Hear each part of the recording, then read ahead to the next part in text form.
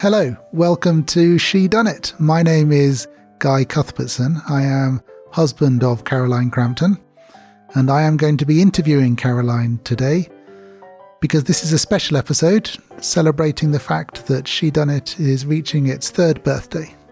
So we're going to be talking about 3 years of making this wonderful podcast, 3 years of me living with Caroline in a world of detective fiction as books pile up on the stairs and in the bedroom, and 3 years of Caroline learning how to commit the most perfect murder.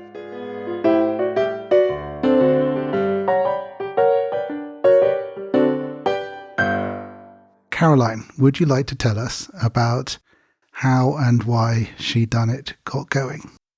Well, I think it started with me reading Martin Edwards's book, The Golden Age of Murder, about 3 times in the space of 3 months, and just thinking that he'd done a really, really good job of synthesizing a lot of very nerdy detail about a genre I was really interested in with an approach that made it completely readable to someone who didn't know anything about the more obscure writers of the period. And that set a light bulb off in my head, really, because I thought, oh, hang on, so it is possible to do something that is both incredibly niche and with mass appeal. And that's really where the idea came from, I suppose. Right. So after 3 years, do you now have a very good idea about how to murder your husband?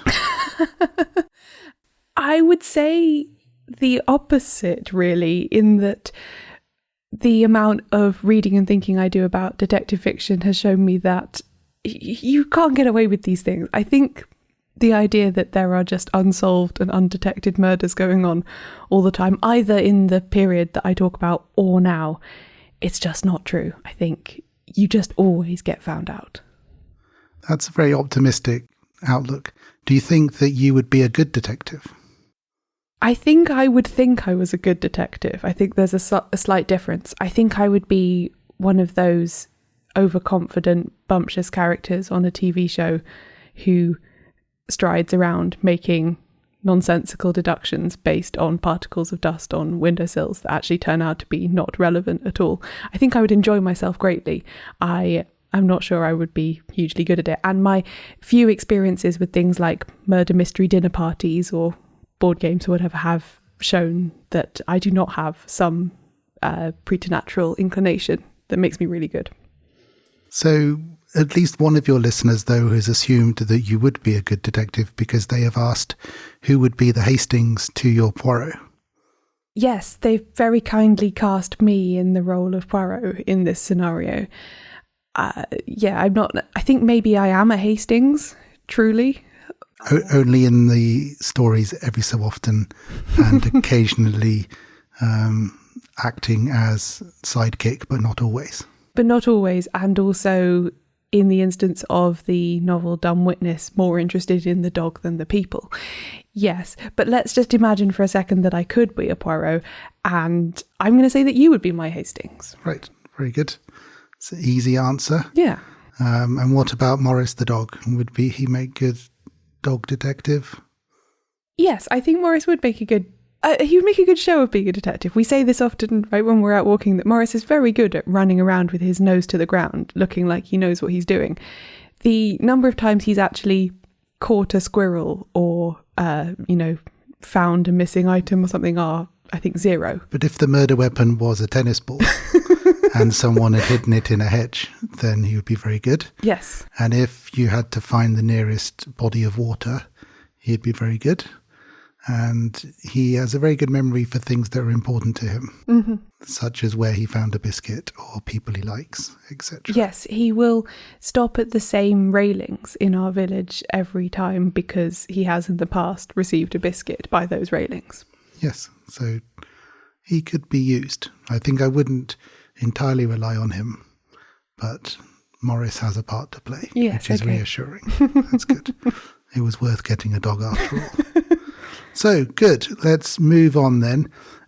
So, Caroline, what would you say have been the highlights of Shedunnit so far? Just name, say, 3 particularly memorable things or things you've learnt during the course of your time doing it. Well, I really enjoyed doing the live episode at the Dublin Podcast Festival in 2019. That was the first time I'd really seen Shedunnit listeners in real life. And so that was really, really good. I very much enjoyed going to the pub with them afterwards and talking about the novels that they were reading, and meeting someone who worked at a bookshop in Dublin came and we talked about what crime fiction she stocked. And, it was just a really nice in-person version of doing the podcast, which is quite a sort of solitary experience on my end. I do it by myself in a cupboard a lot of the time. So that was good. So in terms of the travel, obviously, yes, most of Shedunnit is produced at home in a cupboard. If people didn't realise that, it is the very nice walk-in wardrobe attached to our bedroom, which is soon to be redecorated, which is very exciting. But there are the chances to go out and about, to sometimes interview people off-site. And also we've done a little bit of visiting places associated with detective fiction. For instance, we went to Wallingford, partly for my purposes, but while we were there, we also did some Agatha Christie literary association stuff. Do you find that useful, interesting? Would you like to do more of that kind of thing? Well, it's a bit difficult because I personally find it interesting, just as a enthusiast and fan of these writers. It's quite hard to translate you going to a place and looking at a thing into audio that is then enjoyable for people who are not at that place to listen to. So I'd say, actually, in answer to your previous question, a second highlight was the episodes I did about the Florence Maybrick case, which, if people haven't heard, that was a famous arsenic poisoning case and trial in Liverpool, which is near where we live. And the house where it all happened is still there, still a residential home. So although it was a bit difficult to work out a way in which I could incorporate visiting the site into the episode, I did in the end record myself going for a trip to look at it. So if you listen to the episode, you sort of can hear me on the train, and then you can sort of hear me walking and all this kind of stuff. So hopefully that adds texture and interest. So I did really enjoy it. That was a definite highlight, getting to do that, just because it was easy and approachable from where we live.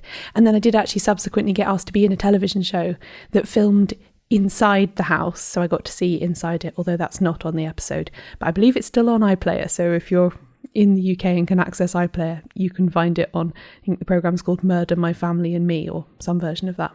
Very good. And sometimes these things happen by accident. So we were down in Somerset, weren't we? And we ended up by chance going through Road, wasn't it? As in the Road Hill murder. That's right, yeah. And it happened to be the in-between, because I make the episodes at least a week ahead of when you hear them, often more. We happened to be there the weekend in between me having already sent the episode off to be edited, but it not having come out yet. So I was right sort of at my peak knowledge of what happened in that case. And we happened to be driving through that place, so we stopped to take some pictures. Yes. But I do get your point about trying to record places. And if you're not careful, you end up doing the bad Radio 4 documentary thing of beginning with crunching gravel. Yeah. Lots of crunching gravel, and then, hello, I am standing outside, blah, blah, blah. Whether you are or not is not entirely clear, but you may just be in a sound effects studio with a small tray of gravel that you're crunching. But yes, it's classic attempts to go outside for outside broadcasts, and some birdsong. And then you have to interview someone in a whistling gale to show that you're being active and you've got off your chair and have stepped outside. Yes, so I haven't done a huge amount of that, just because it is a radio or audio cliche, and I'm not sure that it, in my case, adds a lot, So mostly I'm just in the house, in the cupboard. Good. Well, not good, but it is nice to see you in there working away. And of course, the scenario for us during coronavirus is that we've both been working from home.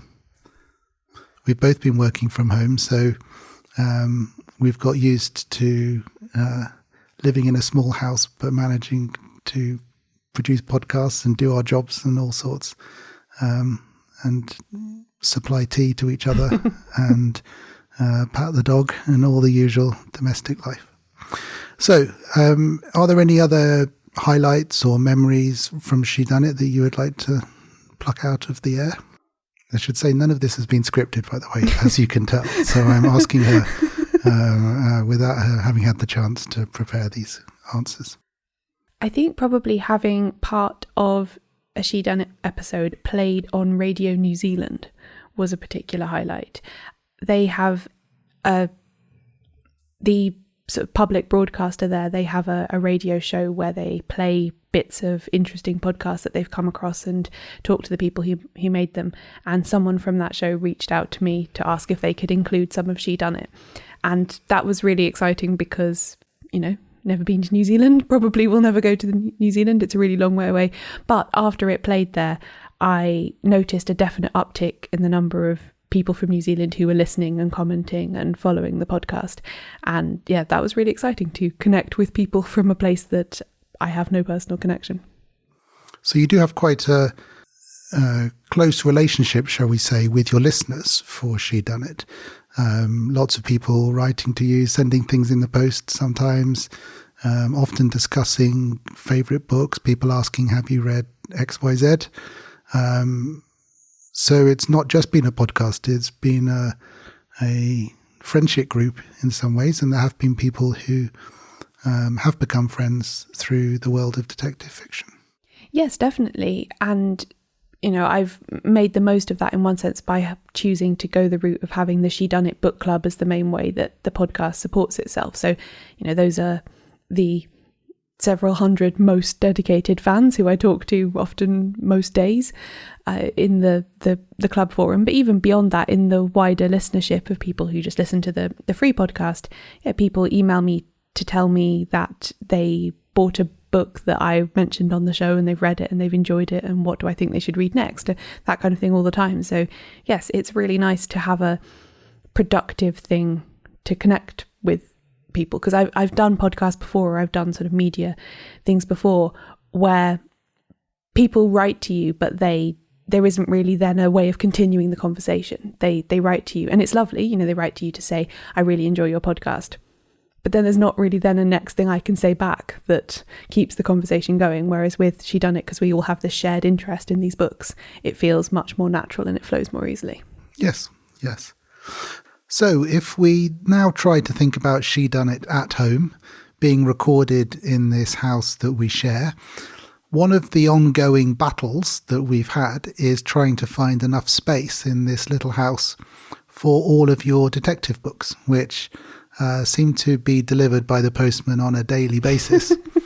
So could you just say a little bit about what your policy is regarding which ones you keep, which ones go to the charity shop, which books you would like to acquire, and which ones you are quite happy leaving in the public library? So I think my top level criteria is the ones I want to own are the ones from the actual period that Shedunnit covers, so 1920s, 30s, 40s. I do read some modern crime fiction, sometimes to get an angle on an episode or because I'm going to interview the writer, but I don't often then keep hold of those books because I'm not going to refer back to them or need to find them again for a quotation. And if I am, they're fairly easily accessible online quickly. The ones that I like to keep and hoard and look at are the ones from the actual period that are very difficult to get hold of any other way. So when you find a secondhand copy, that's it. That's the only way you can read that book. And yes, so writers like Agatha Christie and Dorothy L. Sayers and a few others who were really terrifically popular at the time and have stayed so popular. There are loads and loads of copies of And Then There Were None in many millions of different editions and so on. Somebody like E.C.R. Lorick, the ones that have not been republished by the British Library, there are no copies of those or barely any. So they're really expensive and quite old and quite valuable and quite rare. So things like that are the kind of things that if I had unlimited budget to spend on this kind of thing, I would want to make a collection of original Collins Crime Club, E.C.R. Lorick, for instance. So why do you think these books have remained out of print? The fact that they're so expensive would suggest that people do want them. And they are great books, some of these. The Lorac books I know you really enjoy. Is there any sense that you've acquired of why some books have remained in print always? Some have been returned to the public eye through the British Library reprints, and others have just been left to exist as very expensive copies on eBay. So I've asked lots of different people this question in the course of doing the podcast, and there are a few themes that emerge, but I don't think there's any one obvious answer. One of the main reasons is just that for a substantial chunk in the middle to late part of the 20th century, the golden age style of murder mystery was really unfashionable in publishing. You know, everything was about being gritty, and police procedurals and thrillers, and, you know, serial killer thrillers were really popular in the 80s and 90s. People got really interested in gory contemporary true crime, and they wanted something equivalent in their crime fiction. And, you know, I've heard people say, I think Martin Edwards said to me once that, you know, in the 80s and 90s, you could barely get a golden age style murder mystery published, let alone convince anyone to republish one from the original period, which obviously now seems really remote from us when, you know, Richard Osman's books, which are clearly golden age murder mystery inspired, are now breaking records for selling millions of copies in their first week and all this kind of thing. I mean, and also the 80s and 90s was a golden age for golden age adaptation. Yeah. So obviously the great Joan Hickson Marples and the Poirots. So was there a sense that people were getting all their golden age fiction through the TV, and therefore there wasn't much space then for producing novels as well? I think there is a bit of that, but I also think another major thing about publishing that I've come to learn is that it's incredibly name driven. So Agatha Christie has never been out of print, and her adaptations have only driven more popularity to her books, and thus more adaptations, and round it goes. Whereas, I mean, I'd say of the writers from the period, I often talk about Dorothy L. Sayers as being sort of next down from Christie in terms of enduring popularity. There's only been, I think, 2 attempts to make a Peter Wimsey TV show, and neither of them ran for a long time or are that easy to find on streaming services. So there's a vast difference even between those two. And then when you get down even further to someone like E.C.R. Lorac, who was very popular enough to sustain a full-time writing career during her own life, and who then just never got reprinted after her death, and therefore 50 years have gone by, no TV adaptations, no plays, no audio adaptations. Even if you could know that these books existed, it would be very difficult to get hold of one. And this is something else that, talking to, you know, fans who are older than me, they say how even the last 10, 15 years of the internet becoming the way every kind of business and aspect of life is transacted has changed this enormously. Just because, like my friend Moira has talked about how she used to carry around a notebook with her at all times in which she had handwritten a list of detective novels she wanted based on her reading other non-fiction in the genre and bibliographies and things. And anytime she saw a bookshop anywhere she was, she would go in and look for anything on her list. That's so labour intensive and takes so long, whereas now she could have just typed her list into Google. Yes. And find out everything about these books and where they are and who has them.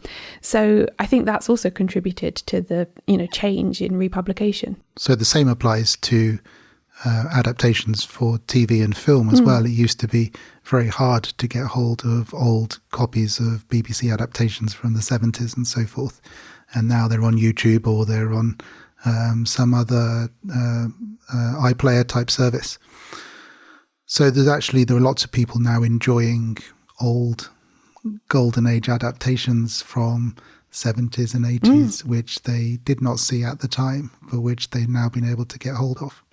And we recently watched a Miss Marple that had been remastered, one of the 80s ones. Yes. That looked so much better and was so much more enjoyable now that it actually had proper colour and didn't look like it was in kind of variations of brown and grey, which is what the 80s BBC Joan Hickson Marples tended to look like. Yes, that was really good. I think that was the moving finger that they've done, and it was on iPlayer. We do have a DVD box set, but the quality is distractingly bad. And in a way that has contributed to some people's ideas of these programs as being a little bit kind of old-fashioned or dull almost. And it did make quite a change to see them in Technicolor. Yes. So we also recently saw the 1974 film of Murder on the Orient Express, which you had not seen before, with Albert Finney as Poirot. Now, that in itself is quite amusing, given that Finney made his name through kind of British New Wave cinema with gritty northern working class films, some great ones in the 60s, and then there he is playing the Belgian detective. So how did you find that? I really enjoyed it. I thought it was really good. His Poirot is obviously nothing like the David Suchet Poirot, which I think for a lot of people has become the default. His Poirot is a lot more volatile and impatient and eccentric. But I know Agatha Christie famously said that she really liked the Finney portrayal, or she liked it better than any other one that she'd seen, and she famously did not like how anybody played Poirot. And I could sort of see what she meant, because I think he is meant to be a bit of an agent of chaos at times in the stories, and making him too neat and too mannered and too polite, as some of the portrayals do, loses that quality. And I also thought the film in general did a really good job of emphasising the claustrophobia of a murder investigation on a train, which some of the fancier modern ones with wide-angle lenses sort of don't have that. But the final denouement scene when there's, 14 people in a train dining car all sat round the edge of the thing and Finney is just pacing up and down in the middle, I think made it work really well. I've never seen a stage adaptation of Murder on the Orient Express, but I've heard people say that it works really well on stage because it has that sense of containment. And I thought that the film did it much better than the other ones I've seen.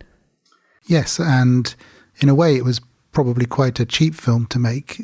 I think most of the budget would have gone on the salaries for all the stars. So it was a great film for seeing so many famous faces on screen together. And also you end up playing the Wikipedia wormhole thing of whatever happened to Michael York. Yes, exactly. And what does he do these days? So you have to find out what happened to these people after the film. Or how did Sean Connery end up in this film? But anyway, we also recently played the board game called Murder on the Orient Express, or just called Orient Express, I think. I think it's not an official Christie board game, and therefore it's called Orient Express. Some people, of course, come to detective fiction through their great love of Cluedo. I was wondering whether you were ever a fan of detective fiction board games and whether they even work as a concept in your mind. So my family did not own a full-size set of Cluedo, but we had Travel Cluedo, which was this tiny postcard-sized board and tiny, tiny little cards and little plastic things, which we attempted to play a few times, but it was just too small and we did not really understand what was going on. And therefore I formed this negative impression of Cluedo because mostly of the tiny board. I think I then later played it on the proper full-size version when I was at university and did really enjoy it, but it was maybe a bit late for me to form a kind of nostalgic attachment to it, and I was already into reading the genre anyway. But before we have another question, let's hear from the sponsor.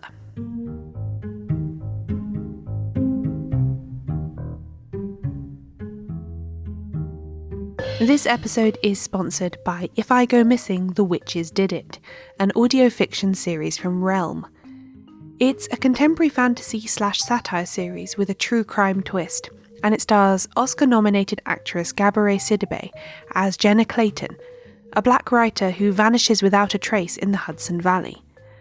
A white podcast host with a saviour complex takes up the case and picks up the only clue to Jenna's whereabouts, a set of voice memos detailing an investigation into a group of influencers she suspected were using magic to achieve their means. What follows is a biting satire about influencer culture and online discourse, with the gripping narrative of a disappearance and an investigation mixed in too. It's got contemporary resonance with its dissection of race and class and the internet, and it's also got some spooky, witchy elements that feel very appropriate for this time of year. It's been described as The Craft meets You meets Mean Girls, And from what I've heard, that's pretty accurate. Mystery fans who grew up online will love this show. You can check out the whole Realm slate at realm.fm, and you can listen to If I Go Missing, The Witches Did It now. It's available via the link in the episode description or by searching wherever you get your podcasts. By implication of what you just said then, did you come to detective fiction through the books or through TV? What came first?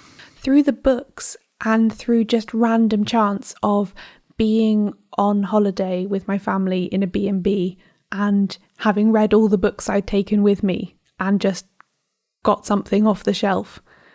And it happened to be the Miss Marple short story collection, The Tuesday Night Club, also called The 13 Problems, or sometimes Miss Marple and the 13 Problems.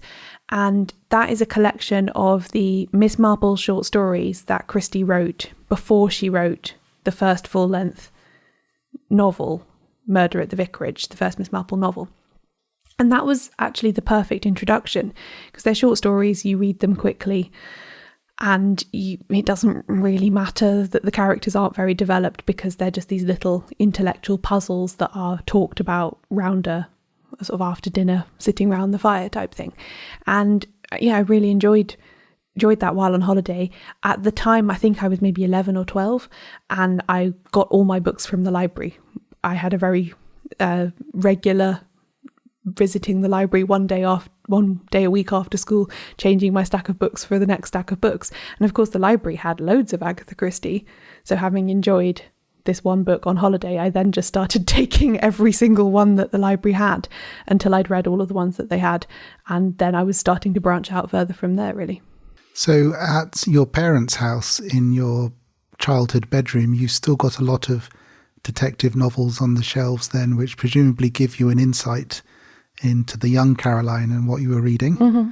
There are all the Falco books, I think. I was very into the Lindsay Davis Roman detectives, and I do like historical detective fiction. This isn't actually something I've really talked about on the podcast because I haven't found a good way of doing it in an episode yet. But yeah, I do really enjoy Cadfile and Falco, and are there other ones? They must have read other ones like that as well. That sort of genre.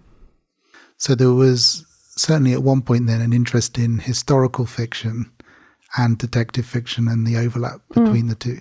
Well, you know, my favourite book is the one about the Woolpack. Yes, the Woolpack, which is sitting on the shelf in the house. Mm-hmm. To me, of course, Falco is the great Austrian 80s pop star, but I have occasionally heard them on the radio, and they do sound strangely like... I was going to say Cadfile in fancy dress, which of course Cadfile is Poirot in fancy dress as it is. And Poirot now is, fancy dress for fans of contemporary police procedural or something. Well, you could argue that all of these things are just Sherlock Holmes in fancy dress, And Sherlock Holmes himself wore a lot of fancy dress. Yes. As you all know from any student party. Good. So have you also then thought about writing a detective novel? Several listeners have asked this.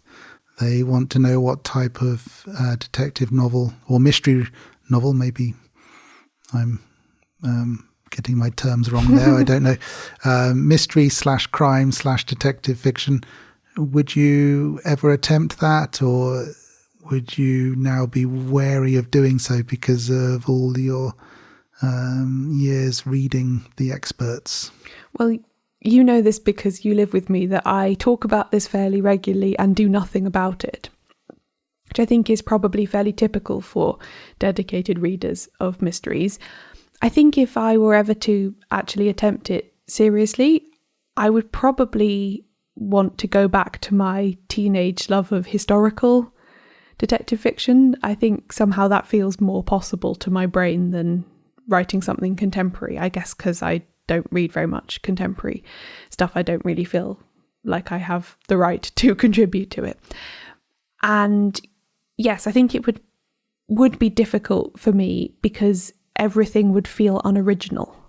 I think I would really battle with trying to feel like I wasn't just copying someone else just because of having read so many different whodunit scenarios. Maybe that's the wrong way to approach it. Maybe I could write the identical plot to a different writer, but I would still do it in my way, and maybe it would be enjoyable that way. But yes, I think I would really struggle with that. And if you're doing a historical fiction approach, that requires quite a lot of research. Would you be up for that? And is that part of the joy, do you think, of writing detective fiction for people who now maybe are writing them today but setting them in the 30s, that it requires you sitting in the public library? Well, I think to answer that second part first, I think a big part of the reason people do it now is mobile phones.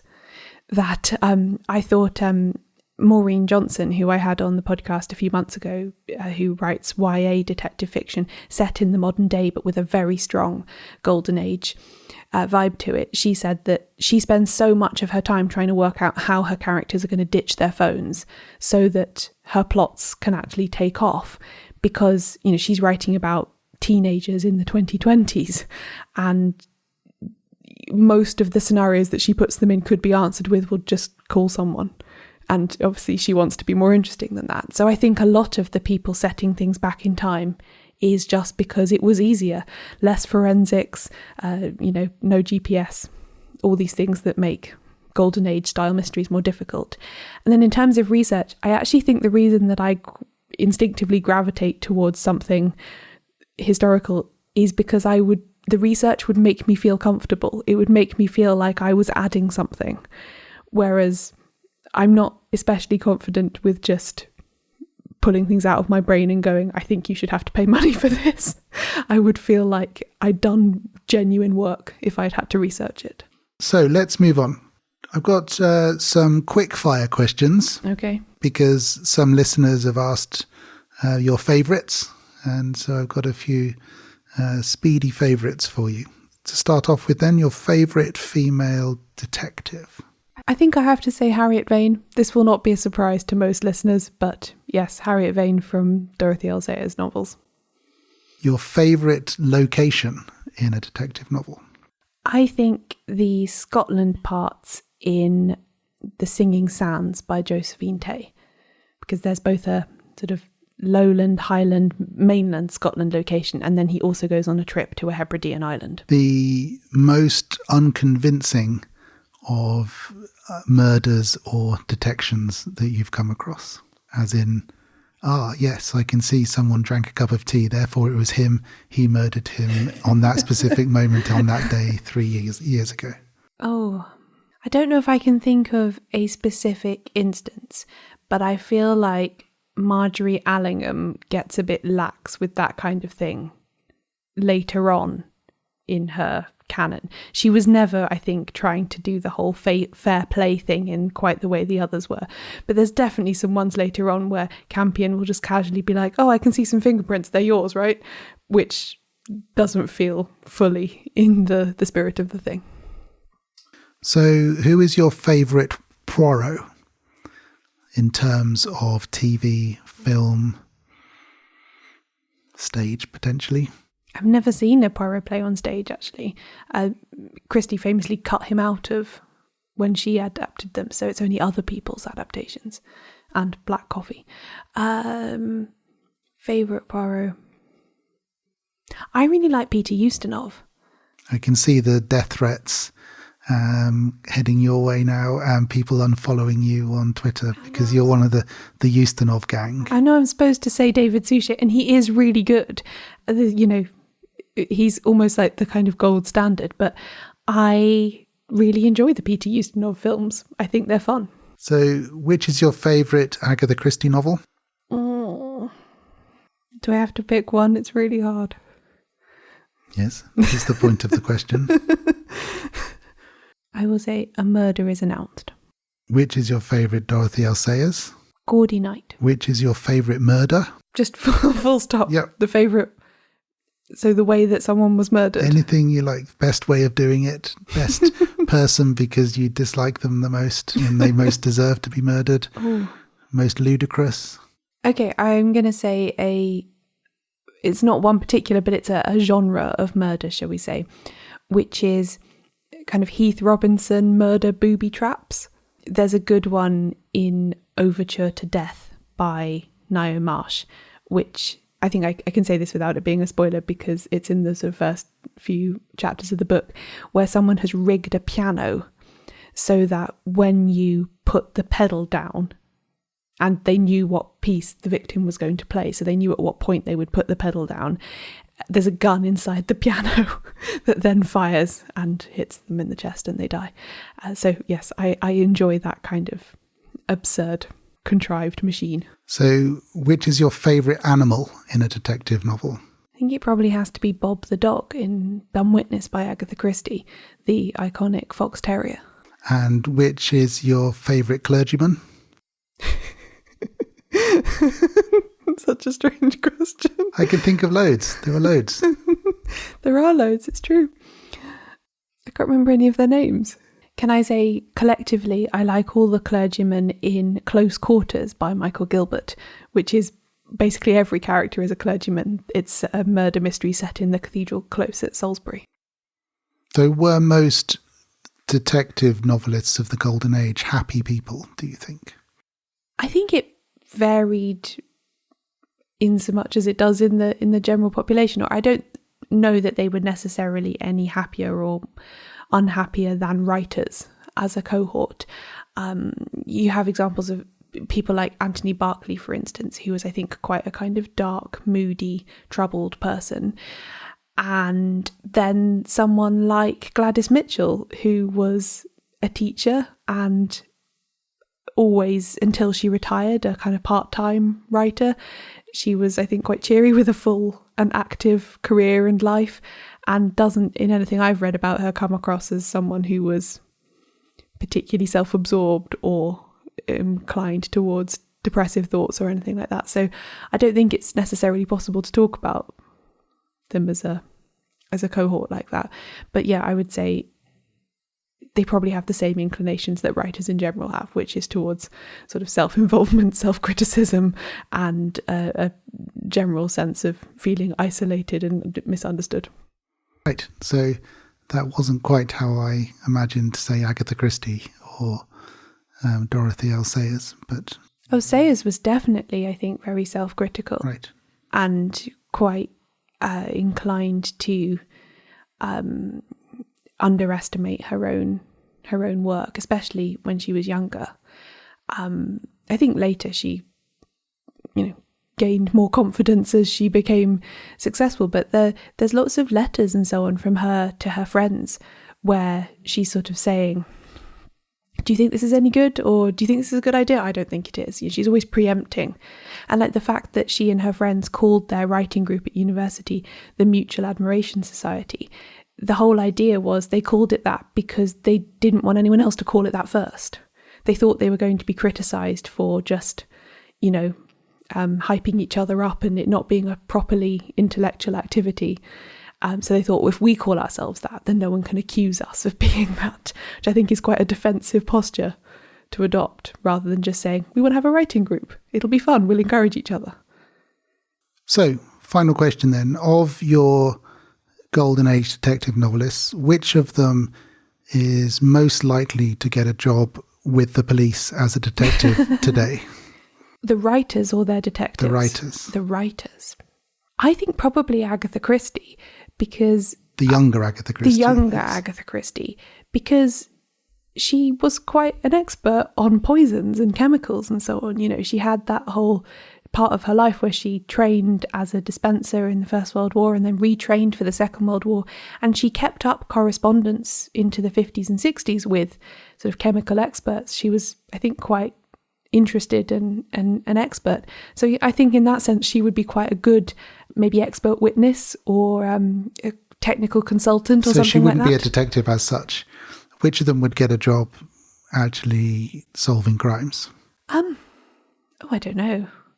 I don't know if any of them would be any good. I mean, Dorothy L. Sayers tried, famously. She and her husband they went over to France and tried to solve the nurse Daniel's disappearance in the 30s because her husband was writing about it as a journalist, and she thought, well, I'm a detective fiction writer, I'll go too. And they didn't get anywhere with it. Were any detective novelists murdered? Oh, they must have been. Not any of the well-known ones, I don't think. So I think we'd better come to an end, but we've got one last question from a listener, which is, if it's not mystery novels, what is your next favourite genre? I feel it would be slightly cheating to say sort of historical mystery novels, but I do really like those. I think the other genre of book that I was really into as a teenager and could have followed through into adulthood but didn't so much was science fiction. I did used to read a lot of science fiction and fantasy, particularly things to do with time travel when I was in my teens. And I do still have a few books from that time that I revisit every so often, but I haven't really kept up with or explored it in more detail. But I could have seen that happening. Right, I think we had better end. So it's dinner time. It's dinner time. The dog needs to be fed and walked. So thank you very much, Caroline Crampton, for being here in your usual armchair today. And I hope listeners haven't been too put off by having to listen to me asking the questions. And normal service will resume in the next episode. Don't worry, this isn't a new thing. So thank you very much. Farewell, and don't have nightmares.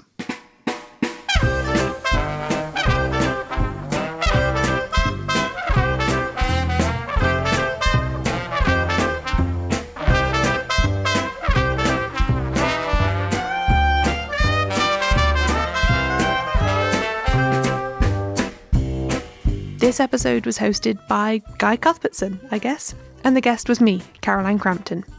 You can find links to our work and our social media in the episode description. I publish transcripts of every episode, including this one. Find them all at shedunnitshow.com/transcripts. If you'd like to support the podcast's continued existence and independence, become a paying member of the Shedunnit Book Club. There'll be a much longer version of this interview available for members, so if you enjoyed it, consider joining to hear more. To hear that and get all the other benefits, sign up at shedunnitbookclub.com/join. Many thanks to the new members we've welcomed in the last 2 weeks: Kate, Elizabeth, Linda, Jen, Phil, Joanna, Annalise, Alison, Katie, Rebecca, Christina, Maria and Jan. If you'd like to join us, there's still time. shedunnitbookclub.com/join. Shedunnit is edited by Ewan McAleese. Member support for the Shedunnit Book Club from Conor McLaughlin. The podcast's advertising partner is Multitude. Thanks for listening. I'll be back soon with another episode.